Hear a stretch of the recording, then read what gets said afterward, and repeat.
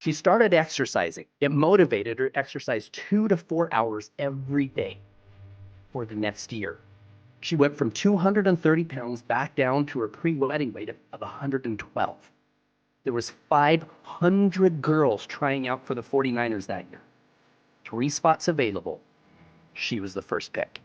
She was the only girl over 5 years old, only girl. Man, it cost me like $60,000 in plane tickets just to fly her back for the practices 3 times a week. But what 30-year-old, 31-year-old wouldn't give 60 grand to have his 19-year-old wife back? Right? So the principle of this story is all you have to do is decide what you want. Once you decide it and you visualize it and you hold it, you can literally create anything in your life. You're a successful business owner. You built some big, giant companies, and of course, you're the executive producer of Sound of Freedom, which we're going to talk a lot about that as well. But how did you, like, what was your life like growing up? Like, what kind of kid were you? Well, I was typical. I mean, we weren't wealthy. I didn't even have furniture in our living room before when I got married, and I was bugged, beat up, bullied as a kid. I remember one day I came back from being bullied, and I said to my mom, I said, Mom, I want to be a brain surgeon when I grow up. And she's like, oh, why? Why do you want to be a brain surgeon? I says, because I need to change how people think, right? And eventually actually changed that to wanting to be a heart surgeon. I realized that the key to fixing things like bullying wasn't fixing their brain, but it was fixing their heart. And I was honest about that. I continued. I wanted to be a pediatric cardiologist, and went all the way through my pre-med classes, and right before taking the MCAT, got in a major car accident and severed the tendons in my hand. And they said, yeah, I don't know if I have the dexterity to be a surgeon. And they said, you can be a regular doctor. And this will tell you kind of how I was. I said, a regular doctor. I said, I don't want to be a regular anything.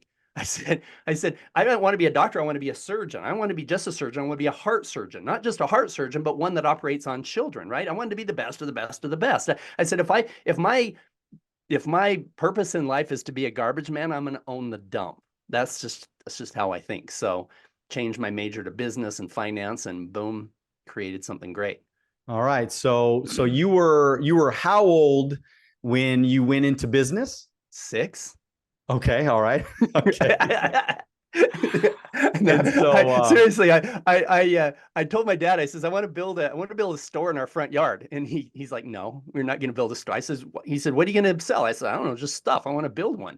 And he wouldn't let me do that, but he helped me get a little worm business started. I literally had a worm business. I had a whole thing that I would grow them, and I was selling them to the fishermen and whatnot as they went by. And so that was when I was 6. And then, by the time I was 12, I had a company that was mowing lawns and hired a bunch of the neighbors to work for me and whatnot. But fast forward, after the car accident, I realized that I wasn't going to go and just run the risk of not being able to be a surgeon. I changed my major to business and finance, and I had a mentor.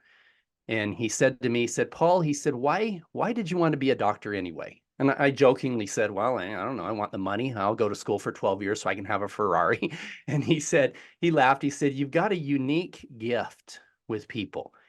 He said, so much so that I'm willing to be your mentor. He said, for the long run. He said, if you do what I teach you to do, you'll be a millionaire by the time you're 30, and you'll have the time to enjoy it. And I said, okay, what do I do? He said, well, you need to quit your job at the hospital because that's not in line with where you want to be. He said, every good business owner knows how to sell. He says, you've got to learn how to sell. You've got to learn how to handle rejection. And it's got to be second nature to you. It can't affect you emotionally at all. He says, so I suggest you get a job for the highest rejection jobs you can find. I ended up working at a call center, cold calling. 300 employees selling children's videos, hang up, hang up, hang up. And I joined Amway. I mean, what more rejection can you get, right? But the value in those things is that the Amway business gave me the education program of books and tapes. And the only thing that was really valuable from that is learning that the most valuable piece of real estate that I would ever own is the 6 inches between my ears. That if I read a book once a month, and if I listened to an audio program once every day, 3 months from now, nobody will know that I'm doing it. 3 years from now, everybody in my inner circle will know that I've been doing it because I will have changed so much. 30 years from now, most of the world will know that I've been doing it because I will have made such a powerful impact on humanity. And so that's what I got from being in the MLM side. On the call center side, I learned how to handle rejection. I learned how to sell and ended up starting my first company at 21 years old, the one that I sold when I was 29 for $20 million. Well, I'll tell you, you are like the epitome of the entrepreneurial spirit, like nobody's business. And I have a feeling me and you are going to become very, very good friends because our stories align very, very closely. I was reading yours. You became a Yeah. millionaire before me. You were like 26, 27. So you beat me by like 2 or 3 years. Yeah, yeah. And But I didn't sell my company at 29. So but no, I'm actually still running the same company that I've had since 21. So I'm good for just, you. it's just a passive income thing now for me. But I love when people talk about the fact that self-improvement is what is the change, man. I mean, let's just be honest. I mean, I'm not the same person I was at 21 years old. And thank God, there are people that still act the same that they were, than they were at 21 years old. They're like the same people, and they're I 50 got years old friends. now. I've got friends. I'm 53 years old. I've got friends that are in the same job they had in junior high school. I'm like, bro, what are you doing? Yeah, well, Yeah. my uncle owned this printing company and he's still printing, pushing the buttons. I'm like, do you have no motivation? And here's the thing though. Yeah. I'm not going to judge him. If that's what he enjoys, if he likes doing the same thing and just brainless whatever and every day coming home and watching TV, that's okay. You know, I'm not going to judge him. Don't judge me for buying 2 helicopters, right? The key is, what do you want in your life? All you have to do is decide what it is that you want, whatever it is, decide what it is that you want, and you can do, be, and create anything. In fact, one of the most inspirational stories, right after I sold my company, I back up. When I got in the major car accident, my wife, and this is my first wife, she was a model for McCarty's. They do like the swimsuit issue for Sports Illustrated. She was a dancer on the Crimson Line at the University of Utah. She was 112 pounds, 5'9", skinny, cute. And we got in that car accident and I severed the tendons in my hand. She broke her pelvic bone. She wasn't able to exercise, wasn't able to dance. She started putting on weight. And then we got pregnant with twins.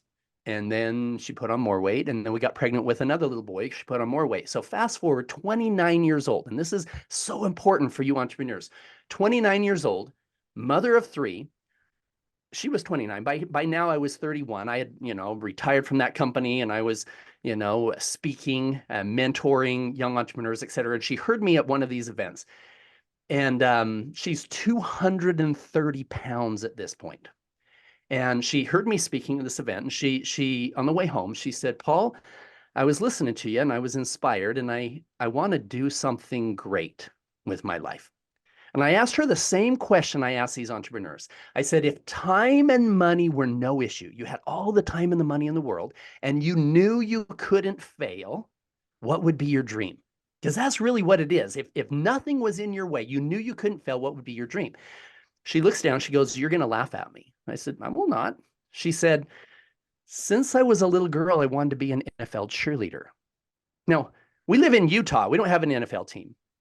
She's 29 years old. I don't know of any girls that are over 22 in the NFL. She's 230 pounds, mother of 3, right? And I said, I look at her, I'm like, you go, girl, right? And I realized she was serious. That's what she said. I danced at a halftime game when I was 14 at a 49ers game. And I looked at the girls and I thought, wow, it'd be so amazing to do that. And so, here I just finished telling these entrepreneurs that they could be, do, and have anything that they dream. They just have to decide what it was. And so who was I to say that she couldn't do it? So it was in December.